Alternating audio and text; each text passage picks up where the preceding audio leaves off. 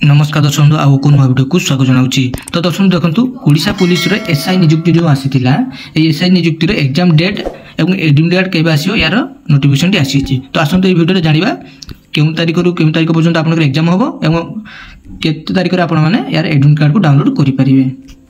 दर्शक बंधु video T भल लागिले चैनल को सब्सक्राइब वीडियो को लाइक शेयर करिवे एवं जो टेलीग्राम चैनल जॉइन होना टेलीग्राम चैनल जॉइन होइबे यार पीडीएफ टी टेलीग्राम चैनल मु अपलोड करि देबी।